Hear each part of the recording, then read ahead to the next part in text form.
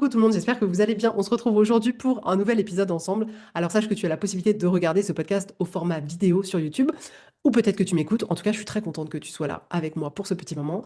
Si tu es nouvelle ou tu es nouveau sur ce podcast, bah écoute, bienvenue. Je suis très contente de t'accueillir pour cet épisode aujourd'hui. Alors aujourd'hui, j'aimerais qu'on puisse voir ensemble de quelle manière on peut changer quelque chose qui ne nous convient pas dans notre vie de manière plus pérenne. Parce que parfois, on agit et on a l'impression de bien faire. Et en soi, c'est pas faux. Mais c'est pas complètement vrai non plus. C'est ça qu'on va voir aujourd'hui. Parce qu'il y a des situations dans nos vies qui parfois se répètent, mais nous conviennent pas tellement. Donc, je trouve parfois, il y a vraiment quand même cette notion de fréquence. Je pense que ça pourrait s'appliquer même s'il n'y a pas cette notion de fréquence, mais là, je vais plutôt l'aborder sur ce point-là aujourd'hui. Et en fait, il y a un truc comme ça qui revient et qui nous convient pas et qu'on aimerait corriger, modifier. En fait, on sent à l'intérieur de nous ce besoin de se dire, OK, là, il faut que je change quelque chose. Et je vais te citer différents exemples pour que tu puisses voir de quelle manière ça te parle, que tu puisses voir dans ta vie comment ça s'applique. Parce que j'aime bien, en fait. Moi, je trouve que les exemples, ça permet de se dire, ah ok, d'accord, c'est pas juste un truc général, mais on peut l'appliquer à notre vie. Alors, ça pourrait être, par exemple, tu vois que régulièrement, en fait, tu t'éloignes de la personne qui partage ta vie. Alors, peut-être que c'est tous les jours, peut-être qu'en fait, ça va mieux, puis tu vois qu'un peu tous les mois, tous les 6 mois, enfin, j'en sais rien, mais il y a une forme comme ça de récurrence de je sens cet éloignement. Ça pourrait être, tu vois, t'as tes enfants et puis tu sens, ils sont quand même, on va dire, pas forcément en bas âge, mais même, mais tu vois, ils ont 5 ans, 8 ans, j'en sais rien, 10 ans. Et tu vois que tous les matins, t'es speed, tous les matins, tu es heureuse d'être arrivée à l'école, vraiment au moment où la directrice, elle allait fermer la porte. Et toi, tu dis, ouf, c'est bon, on est arrivé. Tu vois, tu sens que c'est le speed tous les matins et t'en peux plus. Ça pourrait être, tu vois que régulièrement, bah, tu reprends du poids. Donc, t'en perds, t'en reprends, t'en reperds, t'en reprends. Et il y a un peu ce truc-là, et tu te dis non, mais en fait, il faut que je corrige, il faut que je corrige ça. Ça pourrait être, tu vois que tu. Tu sais qu'à chaque fois que je rigole, ça me concerne. À chaque fois que tu ouvres ton ordinateur régulièrement, tu vois que ton bureau est envahi de documents. Parce que moi, à chaque fois que j'enregistre un truc d'Internet, j'enregistre bureau, bureau, bureau, bureau. Le truc n'a pas de nom. Je mets, si je dois mettre un nom, je mets FFFFF. Bref, il faut que je me soigne. Et tu vois, et du coup, même quand tu nettoies ton bureau, tu vois que, en fait, ça revient dans le temps. Dans le même type d'exemple, ça pourrait être, tu vois que, et là aussi ça me concerne, que ta boîte mail, il y a 800 messages non lus. Tout simplement parce que tu sais pas pourquoi, mais en fait, tu es abonné à un truc que tu n'as jamais demandé, mais en fait, tu reçois quelque chose. Parce que tu fais tes courses sur un drive et qu'en fait, tu as cette enseigne de drive qui t'envoie des mails pour dire, tiens, c'est les promos, tiens, je sais pas, c'est Pâques, on va t'offrir des chaussettes, j'en sais rien. Et tu vois en fait que ta boîte mail, régulièrement, elle est pleine, tu la vides, mais elle est de nouveau pleine, etc. Ça peut être aussi, tu es à la maison et tu te dis, ouais, en fait, mes enfants, ils aident pas, quoi. Je me tape tout toute seule, ou on se tape tout seul avec mon mari ou avec ma compagne, et les enfants, ils sont là en mode 5 étoiles, all inclusive, tu vois. Et tu es là, non, en fait, ça me convient pas, quoi. Et tu vois que c'est assez répétitif. Qu'est-ce que je pourrais te donner d'autre comme exemple? Ça pourrait être un exemple qui a rien à voir, mais pour essayer de diversifier un peu. Ça pourrait être, tu vois que régulièrement, tes cheveux, ils s'assèchent, ils ont pas bonne forme, ils sont pas au top de leur forme. Et en fait, il y a du coup une situation qui te convient entre guillemets pas, et tu as ce sentiment de devoir corriger quelque chose. Donc, qu'est-ce que tu fais, toi, normal, comme n'importe qui? Tu corriges, tu corriges. Et ça semble bien. Et le problème, c'est qu'en fait, on se rend compte que c'est pas suffisant. C'est comme si c'était pas assez, justement, c'est pas assez pérenne dans le temps. C'est-à-dire que tu corriges, mais ça revient. Donc, je vais reprendre les exemples que je t'ai donnés pour que tu puisses voir. Mais concrètement, ça va être, si je reprends l'exemple de tu te rends compte que tu prends du poids, bah, ça va être, je prends du poids, je corrige, je fais un régime. Mais en fait, tu reprends du poids, tu recorriges, tu fais un régime. Et c'est ça dans le temps. Si je reprends t'es speed le matin, bah, tu te dis en fait, ok, on est speed, donc il faut que je corrige. Bon, bah, on va plus vite, on va plus vite, on se presse, on court. Et tu te dis, ok, c'est bon. En fait, j'ai pas été en retard, j'ai corrigé le tir et on a réussi à arriver à l'heure à l'école. Ça peut être, tu veux te rapprocher de la personne qui partage ta vie, donc tu dis, OK, je lui donne un peu d'intérêt, viens, on va manger au resto ensemble, viens, je t'offre un bouquet de fleurs, et après, bah, on s'éloigne, etc., etc. Si tu as l'impression que effectivement tes enfants ils aident pas, bah tu vas dire non, il faut corriger ça, il faut corriger ça. Donc tu vas dire bon, allez, vous faites ça. Et du coup, tu vas leur demander de faire, ils vont finir par faire. Et puis après, de nouveau, tu vas dire non, mais en fait, ils font rien. Donc en fait, tu vas essayer de redemander quelque chose et ainsi de suite. Si par exemple tes cheveux, je te disais, tu te dis ouais, non, mais mes cheveux, ça va pas du tout en ce moment. Si t'es un homme, ça peut te concerner aussi. Et tu te dis ok, bon, bah je vais acheter des soins, je vais acheter un masque, je vais acheter un shampoing qui est incroyable, etc. Et puis, bon, bah, tu te dis, ah ouais, je les trouve un peu plus beaux. Et puis après, de nouveau, rebelote, ça recommence. Si tu as trop de mails comme moi, bah, qu'est-ce qu'elle fait, Letty? C'est de là que vient cet épisode, sache-le. C'est que un soir, je me sens fière, j'ai l'impression d'avoir bien agi, j'ouvre ma boîte mail et je me dis, je supprime tout, je fais une recherche et là, je recherche Auchan.fr, je supprime tous les mails. Je recherche, je sais pas moi, la poste et je supprime tous les mails. Et je supprime comme ça tous les mails et j'arrive à zéro. Et c'est juste magique. Et je me dis, c'est bon, j'ai fait le taf, tu vois. Mais bizarrement, tu vois, j'ai fait ça il y a quelques mois et je suis de nouveau à 700 mails, tu vois, et ça recommence. Et je vais refaire la même chose. Euh, Si, par exemple, comme je te disais, comme moi aussi, tu enregistres sur ton bureau tous les documents que tu télécharges, tu vois, la facture, le truc, enfin bref, bah, tu vas faire pareil. Tu vas ouvrir ton ordinateur et puis tu vas supprimer, ok, ça j'en ai plus besoin, tu vas peut-être trier deux, trois trucs, et bizarrement, bah, ça va recontinuer et tu vas refaire la même chose.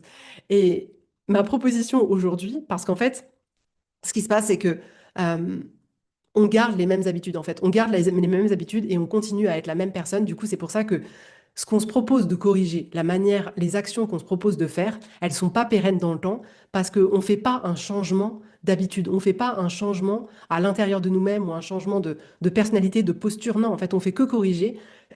Pardon. On fait que corriger en disant, OK, en fait, j'applique ce petit patch, j'applique ce petit pansement, mais ça, c'est pas du tout pérenne dans le temps, en fait. On a besoin, et c'est ma proposition aujourd'hui, on a besoin d'avoir un plan. You need a plan. Tu as besoin d'un plan clair qui te permet de faire en sorte que ça ne se reproduise pas. Ça peut pas juste suffire de corriger ton action comme ça à un instant T. Et en fait, c'est ça que je voudrais te proposer aujourd'hui parce que, euh, en fait, moi, ça m'a sauté aux yeux. Ça m'a sauté aux yeux dans le sens où je te dis, on s'en rend pas compte. Tu dis, ah bah c'est cool, j'ai bien fait en fait. J'ai bien fait, c'est bon, j'ai speedé les enfants le matin et du coup, hop, hop, hop, c'est bon, on est arrivé à l'heure. Hop, c'est bon, j'ai effacé tous les mails que j'avais plus besoin d'avoir dans ma boîte mail. C'est bon, j'ai fait le taf, j'ai rangé mon bureau, j'ai fait le taf et t'es fier. Mais en fait, tu percutes pas que dans un mois, dans 2 jours, demain, peu importe la situation, ça va recommencer, ça va recommencer. Et en fait, c'est de l'énergie perdue. Mais je te propose cet épisode aujourd'hui parce que clairement, on n'en a pas conscience. Vu qu'on a l'impression d'avoir fait le taf, et c'est vrai, vu qu'on a l'impression d'avoir agi et d'avoir corrigé la situation, on se dit, bah c'est bon en fait, je peux penser à autre chose maintenant. Mais si toi, tu as envie de te dire, en fait, j'ai envie que dans le temps, d'être paisible par rapport à ce truc-là, on a besoin d'un plan. Tu peux pas juste avoir une action correctrice, tu as besoin d'avoir un plan. Et en réalité, la question en général qu'on se pose dans ces situations, c'est que il y a quelque chose qui ne convient pas ou qui est à corriger ou peu importe par rapport, par exemple, aux exemples que je t'ai cités. Et on se dit, OK, comment je corrige ça? Et c'est pour ça qu'on va se dire, OK, bah, je fais un régime. OK, bah, je speed les enfants. OK, bah, j'offre un bouquet de fleurs. OK, bah, je supprime mes mails. Et en fait, on est là, en fait, c'est quelle action? Et déjà, on voit souvent cette réponse et cette correction en lui faisant correspondre une action. On se dit, OK, c'est cette action-là que je dois faire. Et en fait, aujourd'hui, au lieu de te poser la question, comment je peux corriger ça? Quelle action je dois faire pour corriger ça? Je veux que tu te poses la question, euh, qu'est-ce que je dois mettre en place pour que ce soit pérenne dans le temps? C'est ça le truc, c'est qu'est-ce que je dois mettre en place pour que ça se reproduise plus? C'est quoi le plan pour que je me retrouve plus jamais dans cette situation-là? Et en fait, c'est là, je ne sais pas si tu vois ce que je veux dire, mais c'est là où tu vas avoir vraiment deux choses qui sont complètement différentes. Où tu vas d'un côté avoir quelque chose de très éphémère dans le temps. Voilà, je trouvais pas le mot. Éphémère dans le temps, où voilà, ça va corriger, mais en vrai, ça va corriger que pour un petit laps de temps. Et aujourd'hui, je voudrais que tu observes toutes ces petites situations où tu corriges pour un laps de temps. Et si tu as l'envie de te dire, en fait, j'aimerais vraiment ne plus me préoccuper ça, sache que tu as la possibilité de construire un plan, entre guillemets, ça fait très scolaire, très, je sais pas, mais de construire un plan pour te dire, OK, comment on fait? Quel plan on suit pour que ça se reproduise plus? Donc, ce que je vais faire, c'est que Je vais reprendre les exemples que je t'ai donnés et je vais te montrer justement la différence de ton action éphémère et du plan que tu peux mettre en place. Donc, si je reprends, par exemple, tu as pris du poids et tu te dis, OK, bah, je fais un régime. Ça, c'est ton action qui est éphémère. Mettre un plan, ça serait vraiment se poser, analyser, OK, pourquoi j'ai pris du poids? Ben, peut-être tu vas te rendre compte que tu es stressé, que tu manges peut-être des choses qui sont pas bonnes ou qui font grossir facilement, ou peut-être que tu manges trop en quantité, peut-être que tu vas te rendre compte que tu fais pas de sport. Et déjà, ta première étape de ton plan, ça va être analyser, OK, comment je me sens, comment j'agis en ce moment, pour pouvoir te dire, OK, pour que ce soit pérenne dans le temps, il va falloir que je mette tout ça en place. Il va falloir que je devienne une personne qui fait du sport, peut-être. Il va falloir que je sois une personne peut-être qui décide de se dire, OK, entre les repas, je ne mange pas. Il va falloir que tu aies un plan précis pour pouvoir te dire, OK, et puis j'ai quand même envie de profiter de ma vie, j'ai quand même envie de me faire plaisir. Donc, je sais que je pourrais me faire plaisir à tel et tel moment. Et c'est parce que tu as ce plan-là que tu te retrouveras à garder d'une certaine manière la silhouette que tu as envie de garder et qui t'évitera de te redire à chaque fois, oh, je dois faire un régime hyper restrictif pour retrouver la ligne que j'avais et de mettre en place en fait une hygiène de vie qui te permet de plus avoir à te poser la question. C'est ça la différence. Si par exemple tu es speed le matin, effectivement l'action éphémère c'est j'accélère le rythme pour tout le monde. Euh, Par exemple, on saute le petit déjeuner ou j'en sais rien, pour pouvoir justement arriver à l'heure à l'école. Mais tu pourrais aussi te dire, OK, maintenant il faut qu'on mette un plan. On va tester des choses différentes.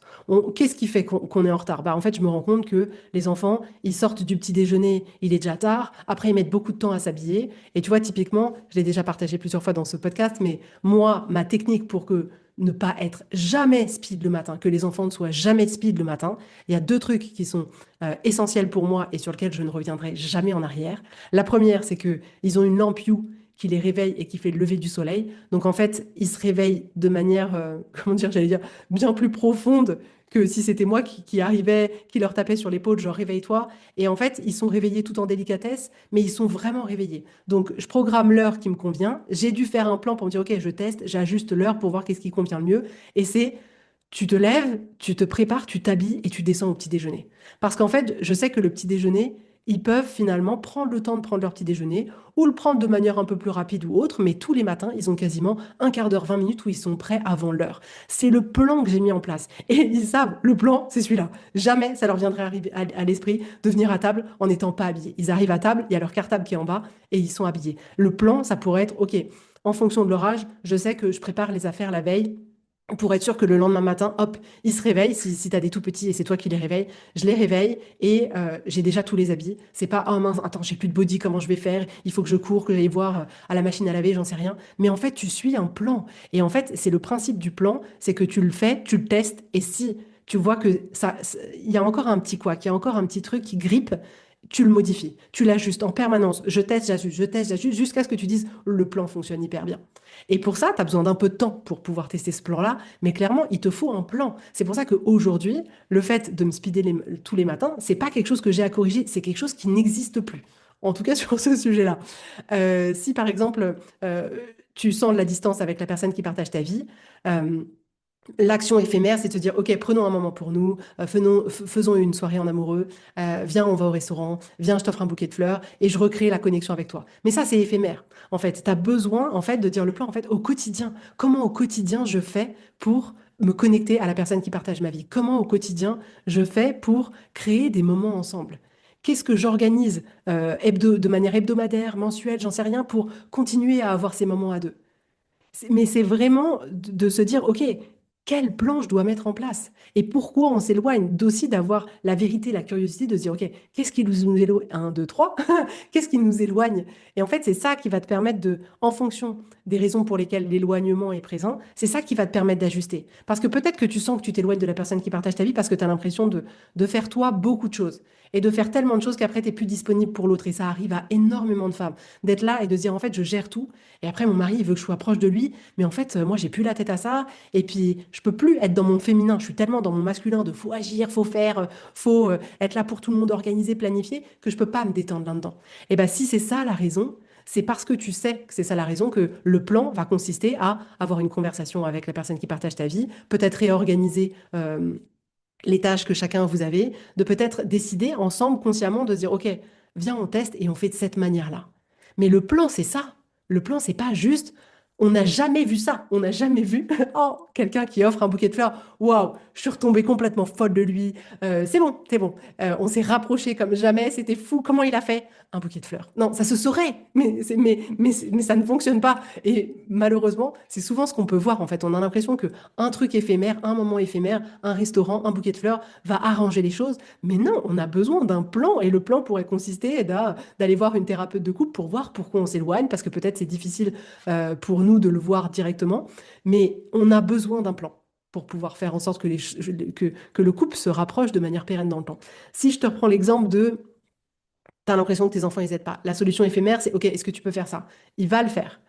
Si tu as envie que quotidiennement, ce soit quelque chose qui soit ancré dans l'esprit de tes enfants et que tu puisses justement leur apprendre cette autonomie pour que eux aussi participent à la maison, le plan, ça va consister à se dire, OK, en fait, qu'est-ce que je peux leur demander de faire, de noter, peut-être d'échanger avec eux, de dire, voilà, maintenant, vous allez participer à la maison, donc ça va demander des discussions, ça va demander aussi de voir, OK, quelles tâches je peux leur demander en fonction de l'âge, de voir comment tu peux le mettre en place dans ton quotidien, est-ce que tu as un planning, est-ce que tu as juste besoin de leur énoncer, mais ça va te demander d'avoir un plan. C'est pas juste, ah tiens, je leur demande une fois, et puis c'est bon, maintenant, ils vont aider à la maison. Non, ils ont besoin de savoir de manière claire et précise, OK, qu'est-ce que je dois faire, quand je dois le faire, à quelle fréquence je dois le faire. Et en fait, ça marche, mais tellement bien. En fait, ça marche tellement bien. C'est pour ça, il y a tellement de soucis dans nos vies qu'on pourrait complètement se délester si seulement on y posait les bonnes actions et pas une action, et qu'on y réfléchisse comme un plan qui soutienne notre vision à long terme.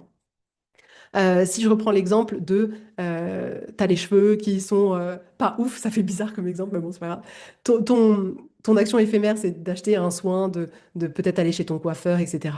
Et un plan dans le temps, ce serait de se dire, OK, je teste une nouvelle routine de cheveux, je vois qu'est-ce que je mange, comment l'alimentation va peut-être impacter mes cheveux, je vais regarder si je suis stressée, et peut-être du coup, dans mon plan, je vais devoir mettre des actions en place pour vraiment avoir plus de paix, plus de sérénité dans mon quotidien parce qu'en fait, bah, ça agit sur tes cheveux. Mais tu vas essayer de mettre en place un plan. C'est pas juste, oh, j'ai fait un shampoing magique, ça m'a mis plein de silicone sur les cheveux, ils paraissent beaucoup plus brillants et beaucoup plus doux et du coup, ça a fonctionné. Tu as besoin de quelque chose qui est plus pérenne. Tu vois, même si tu as l'impression, par exemple, que tes enfants, ils mangent trop de sucre, ce qui était mon cas, et tu te dis, OK, bah en fait, je vais retirer ça. Je vais leur dire, ah non, mais vous prenez pas ça ou autre. Ça, c'est ton action qui est éphémère. Là, bon, moi, c'était un peu, comment dire, un concours de circonstances, c'est-à-dire que il y a plus du tout de gâteau à la maison, plus du tout, pour la simple et bonne raison qu'un jour, on sortait de table, et en fait, mon fils arrive toujours à avoir des bonbons de l'école de je ne sais où. Donc, dans sa chambre, il a toujours des bonbons planqués, une sucette, un truc, je ne sais jamais d'où ça vient. Et on finit le repas et je le vois avec sa sucette. Je lui dis, mais non, mais tu peux pas, le diabète, ça c'est ma remarque à chaque fois. Je dis, le diabète. Et en fait, il était en train de manger sa sucette. Et mon fils, il a parfois une petite tendance à la provocation. Et c'est pertinent, en vrai, c'est pertinent. Enfin, souvent, c'est pertinent. Et là, il me dit, mais maman, faut être cohérent. Parce que là, tu nous donnes des gâteaux pour le goûter. Enfin, faut être cohérent. Enfin, tu dis qu'on mange du sucre. Mais en gros, il me disait, hé, tu nous donnes du sucre. J'ai dit, mais t'as raison, William. Parce que maintenant, je le prends comme ça à chaque fois qu'il me provoque. Je lui dis, mais t'as raison, William. Je vais plus acheter de gâteaux. Je vais plus acheter de goûter. Je dis, mais merci, Will, c'est une super idée. Et du coup, au départ, il m'a provoqué, je l'ai un peu provoqué. Et j'ai plus rien acheté. Et en fait, au départ, il était là, non, mais maman, non, mais, non, mais, puis bah, il s'est dit, mince, en fait, j'y perds au change, là, de ma petite remarque de maman, t'es pas cohérente. Mais je me suis dit, génial, ça va être un test, et puis ça sera très bien pour Guillaume et moi aussi, parce qu'on est relativement gourmands. Alors moi, le chocolat, voilà, c'est difficile de résister au chocolat. Mais du coup, bah, j'ai plus rien acheté, ni ça, ni de chocolat, ni rien. Et en fait, ben, là, ça doit faire quoi, un mois et demi. Et, et c'est passé comme une lettre à la poste. En vrai, au départ, ils étaient genre là, oh mince. Et finalement, bah, ils rentrent de l'école, il est 18 h. Finalement, après, il y a le repas, donc juste, ils prennent pas de goûter. Quand ils sont à la maison, ils viennent prendre une tranche de pain, une biscotte, une banane, un autre truc. Mais du coup, ils sont obligés de changer complètement toutes leurs habitudes. Et dans cette situation-là, pour se dire, bah, en fait, j'ai envie que mes enfants, ils mangent moins de sucre, le plan, c'est de plus jamais acheter de bonbons, c'est d'acheter beaucoup moins de gâteaux. Et du coup, bah, là, nous, dans notre situation, ils ont jamais autant cuisiné, entre guillemets, de gâteaux pour eux. C'est-à-dire qu'une fois dans la semaine, ils vont se faire des crêpes et ils vont se dire, ah, c'est cool, on a mangé nos crêpes, on est content. Mais ça te crée d'autres habitudes. Mais le plan, ça peut être ça. Ça peut être, j'achète beaucoup moins. Ça peut être, j'achète plus du tout, comme dans ce cas-là. Ça peut être aussi, bah, en fait, j'apprends à mes enfants à cuisiner. Et du coup, s'ils font un gâteau, ce sera eux qui le feront et ils vont savoir quelle quantité de sucre il y a à l'intérieur. Ils vont pouvoir diminuer parce que clairement, moi, à chaque fois que je fais une recette, je crois que je diminue par deux les quantités de sucre. Mais tu as besoin de mettre un plan en place. Tu as besoin. Ça peut pas être juste à un moment donné, je fais une action éphémère. Ça marche pour corriger un instant T, et parfois on aura peut-être besoin de le faire, mais sur le long terme, c'est pas ce qui fonctionne. Et ce que, ce que, ce que tu as besoin du coup de te rendre compte, c'est que tu vas mettre un plan, tu vas le tester. Si ça fonctionne, tu vas continuer. Si tu sens qu'il y a besoin d'ajuster, tu vas ajuster. Et en fait, c'est juste cette rigueur-là que tu dois avoir. C'est la rigueur d'analyser ta situation, d'être honnête, de voir qu'est-ce que tu peux faire pour vraiment te dire, OK, je veux être sûr que ce problème-là ne se reproduise plus jamais. Ça ne veut pas dire que ça se reproduira plus jamais, mais ça veut dire que tu as 1000 fois plus de chances que ça se reproduise de manière anecdotique, voire plus du tout si tu mets en place un plan que tu testes, que tu corriges, que tu testes, que tu corriges, plutôt que si tu fais juste une petite rustine à l'endroit où il y a la fuite. Et en fait, je trouve ça hyper intéressant parce que moi, on se fait piéger. Moi, je me suis fait piéger, comme je te disais, notamment pour les mails ou les documents dans mon bureau, où en fait, ça revient toujours. Et je me suis dit, mais Laetitia, tu continues à faire la même chose. C'est-à-dire que tu enregistres toujours sur ton bureau les documents, bien évidemment. Et en fait, tu l'enregistres et après, ben, j'ai pas la rigueur de me dire, bah, je l'enregistre et après, soit je le trie ou soit je le mets à la poubelle parce qu'en fait, j'en aurais plus besoin. C'était juste une facture à imprimer. Et tu sais, parfois, ça te demande d'enregistrer le document pour pouvoir l'imprimer. Pas toujours, mais parfois ça fait ça. Et j'avais pas en fait ces habitudes-là. Donc c'était impossible pour moi de me proposer d'avoir une situation différente alors que je continuais à avoir les mêmes habitudes, les mêmes mécanismes en permanence. Mais forcément, ça finit toujours par me recréer la même situation. C'est pour ça que ce plan-là, il te permet de changer tes habitudes. Il te permet pas juste de dire tiens, je fais une petite action sur le moment, il te permet de changer complètement ton fonctionnement. Et, et en fait, je trouvais ça important d'échanger là-dessus aujourd'hui pour qu'on prenne tous ensemble conscience de ça et qu'on puisse justement avoir cette belle opportunité de se dire, j'avoue, en fait, à chaque fois que je sens qu'on s'éloigne de mon mari, je dis, OK, viens, on se fait un resto, mais ça revient toujours. Et de penser les choses complètement différemment pour t'offrir l'opportunité de te dire, eh ben en fait, on s'éloigne plus ou alors plus autant qu'avant parce que justement, on a mis des choses en place, parce qu'on échange plus sur le sujet, parce que finalement, bah voilà, lui il me partage ce dont il a besoin, moi ce dont j'ai besoin, parce qu'on a regardé qu'est-ce qui faisait qu'on s'éloignait et que à partir de là, on a pu demander de l'aide à nos parents pour qu'ils gardent peut-être un peu plus nos enfants, pour justement nous savoir concrètement, ok, de quoi l'autre a besoin, comment l'autre se sent, s'il se sent surchargé ou pas, s'il se sent stressé ou pas, dans ces situations-là, dans ces moments de vie où tu as ton partenaire qui se sent stressé, pas bien, ok, comment on agit pour continuer à garder ce lien. Et, et en fait, c'est pour moi, le fait de réaliser ça, c'est juste une belle opportunité. C'est juste une belle opportunité de se dire, OK, en vrai, il va falloir que je change de stratégie, que je, comment dire, que j'acquière de nouvelles habitudes si j'ai envie de faire en sorte que la situation, elle change de manière pérenne dans le temps. C'est génial, en fait. Moi, je trouve ça hyper beau. Et c'est ça que j'adore, tu vois, dans les femmes que j'accompagne, dans le coaching, dans tout ça, c'est qu'il y a tellement, mais tellement, tellement, tellement de possibilités, de solutions pour que nos vies, elles changent, pour s'approcher de plus en plus à des choses qui nous épanouissent, il y a tellement de possibilités de transformation, mais moi je le vois tous les jours. Les transformations qu'on peut faire en tant qu'humain, elles sont dinguissimes. J'ai pas les mots, elles sont dinguissimes. Quand je vois le chemin que j'ai parcouru, mais jamais j'aurais cru que ce serait possible. Et si moi je l'ai fait, n'importe qui peut le faire, absolument n'importe qui. Et parfois, tout seul, on n'a pas cet angle de vue. Tu vois, on continue à voir de cette manière-là, c'est-à-dire comme vraiment dans un rouleau de sopalin, on continue à voir là et on voit pas tout ce qu'il y a autour, toutes ces possibilités, on voit pas derrière nous. Et c'est ça, en fait, je trouve la puissance de pouvoir être accompagné, peu importe notre type d'accompagnement d'ailleurs, c'est qu'on a quelqu'un en face de nous qui nous permet de voir à 360 degrés, de voir les choses autrement. Et en fait, moi, je sais que c'est ce qui ressort le plus en coaching après une séance, c'est genre, putain, mais j'avais jamais vu ça comme ça. Et en fait, ça crée justement OK, un peu cette onde de choc qui fait, OK, maintenant je comprends, et maintenant les choses, elles vont pouvoir changer. Et c'est juste fou. Et moi, je pense que ça fait partie, et puis j'ai beaucoup d'intuition, donc je pense que ça fait partie de quelque chose à l'intérieur de moi, d'aller voir tout ce qui a c'est exactement, on va pouvoir prendre de cette manière-là, on va pouvoir aborder le sujet de telle façon. Il y a tel truc, elle n'a pas encore vu tel truc. Je le vois comme si, tu sais, t'arrivais devant moi en coaching et tu avais plein de points rouges qui s'allumaient. Je le vois de manière mais hyper précise. Et en fait, c'est quelque chose, je me suis rendu compte en tout cas, qui était présent dans ma vie dans absolument tout. C'est-à-dire que je pourrais regarder un jardin, je pourrais regarder à l'intérieur d'une maison, je pourrais regarder les fonctionnements dans une entreprise et de manière hyper rapide, voir exactement là où il faut aller travailler, voir exactement ce qui va pas, d'où vient le problème. C'est comme, je te dis, c'est comme s'il y avait des loupiottes. Bon, je t'avoue, c'est pas très ouf pour certaines personnes parce que tu vois, je peux arriver chez quelqu'un, je vais pas le dire, mais je peux arriver chez quelqu'un. Tu vois, la dernière fois, j'avais été chez l'ostéopathe, j'arrive mais en 10 secondes, même pas. En 10 secondes, je voyais exactement tout ce qui convenait pas dans les travaux qui avaient été faits. Que ce soit dans l'organisation, que ce soit dans les finitions, que ce soit dans... Enfin, donc, autant te dire que je peux retrouver souvent des choses à dire.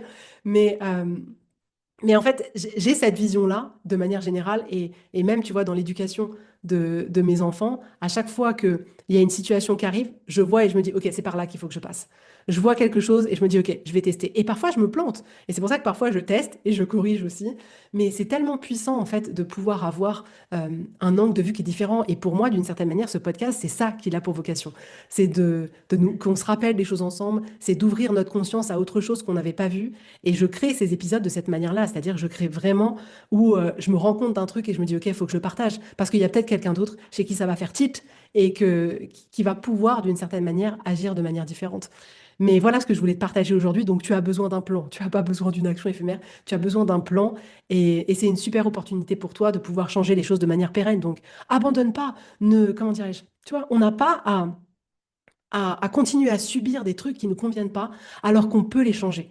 Et en fait, c'est là où moi, je vois un potentiel de fou et j'ai tellement envie qu'on puisse toutes et tous être, mais voilà, épanouis sans être dans la perfection, mais s'épanouir et être acteur et pouvoir compter sur nous pour se créer cette vie qui nous convient et pas juste être, euh, voilà, genre, bah, on va voir ce qui m'arrive et je vais faire avec et j'ai pas le choix. Non, on a le choix, t'as le choix. Donc, hésite pas à dire, OK, j'avoue, teste sur un petit truc, tu dis, c'est vrai, ça revient tout le temps et ça me convient pas. Et qu'est-ce que je peux mettre en place pour que ça change? Tu vois, là, je te donne un autre exemple avant de finir parce que c'est venu comme ça là à mon esprit. Et tu sais, c'est un peu le même principe de, tu as toujours un tiroir dans ta cuisine ou un vide-poche dans ton entrée qui toujours, tu ne sais pas pourquoi, se remplit de un clou, tu sais, la dernière pièce de chez Ikea où il y a toujours une vis en plus, ou je sais pas, des cartes de fidélité, ou un trombone, des punaises. Et il se retrouve toujours ce tiroir avec plein de trucs. Tu sais même pas d'où ces pièces viennent. Jamais tu les réutiliseras. Mais c'est toujours l'endroit où tu viens remettre les trucs. Et bah, l'action éphémère consisterait à vider ce vide-poche et à dire, oh, c'est génial, maintenant il n'y a plus que des clés. Incroyable! Et le plan consisterait à dire, OK, qu'est-ce que je mets là-dedans? Maintenant, voilà, comment dire, la règle, c'est vraiment, il n'y a que les clés dedans. Si on a une vis, voilà où est-ce qu'on doit la mettre. Et de commencer à créer un plan pour te dire, OK, à chaque fois que tu vas être tenté de mettre ce trombone dans le vide-poche, tu vas dire, non, non, non, non, on a dit qu'on le mettait là, le trombone, et tu vas mettre un plan en place. Et, ouais, bref, j'avais d'autres exemples qui venaient, mais alors du coup, après, je vais pouvoir continuer pendant 4 heures, donc il faut que je m'arrête. Mais en gros, c'est ça le principe. J'espère que ça a pu, en tout cas, te parler. Peut-être que ça a pu t'éveiller des choses. J'espère que ça t'encouragera à mettre en élan des choses dans ta vie si tu sens que, en tout cas, tu en as besoin. Si cet épisode, il te parle, tant mieux. S'il ne te parle pas, c'est pas grave. Tu le mets de côté, on s'en fout, c'est pas grave. Si tu as envie d'aller plus loin et de transformer ta vie pour vraiment te dire en quelques mois, j'ai wow, fait un gap de ouf, eh bien écoute, contacte-moi, envoie-moi un mail sur le site internet, il y a absolument toutes les offres que je propose. Mais si tu as besoin d'échanger, si tu as des questions ou si tu rencontrerais des difficultés, n'hésite pas à m'envoyer un message. En tout cas, et oui, alors attends, et je termine parce que jusqu'à dimanche, j'avais envoyé un mail dans la newsletter cette semaine, mais du coup, c'est pour ça que je le rappelle quand même. Jusqu'à dimanche, étant donné que c'était la journée de la femme dimanche dernier, il y a moins 30% sur absolument tout ce que je propose. Donc, je le rappelle quand même avant de partir. En tout cas, je te souhaite un très bon vendredi, un très bon week-end et je te dis avec grand plaisir la semaine prochaine. Bisous, bisous, bye bye.